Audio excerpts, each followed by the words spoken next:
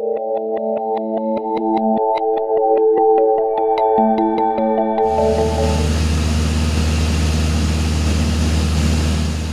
did our first one in '95, and the Flying Club, the Big Rapids Flying Club was formed that year, and we did it to promote the airport and interest of the people. It's been very well supported by the community every year. It's a nice day. It's a family event.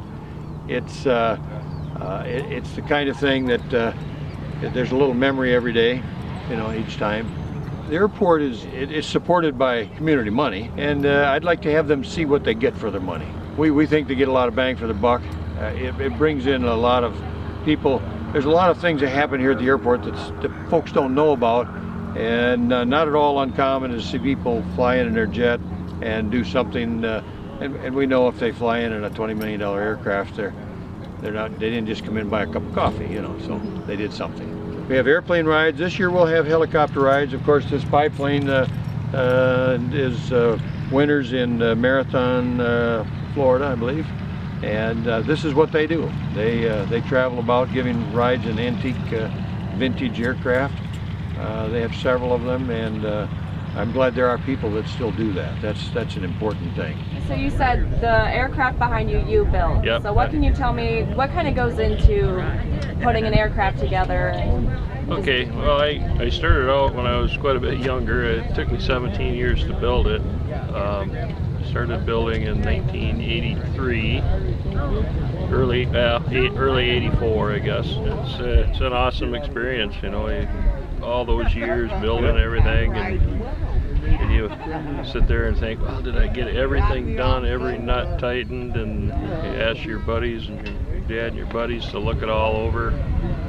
And yeah, the adrenaline's pretty high when you first push the throttle forward to take off. Right here at the AirFest, we get a lot of experimental aircraft like this, and it's just really neat to see. All the experimentals they're just really unique.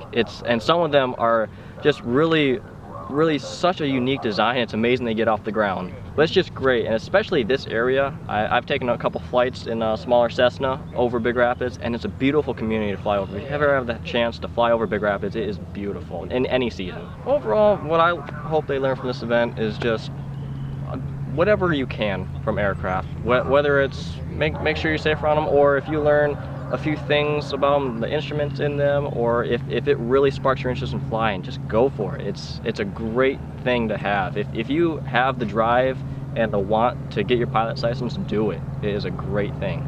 The whole notion of being up there looking down, I think is such a unique experience. There's only one way to get it, and that's to be in the air. And it's interesting that a lot of people know how they get to their house, but when you get in the air, they can't find it. I just hope people come out and enjoy their airport. It is a tax-based entity, and it's for the people. It's amazing what moves out here quietly. We have there's just a tremendous amount of commerce takes place here in this, and MDOT did a study here a while back, and they said that the overall benefit of the airport to the region is on the order of $100 million. So it's a quiet resource.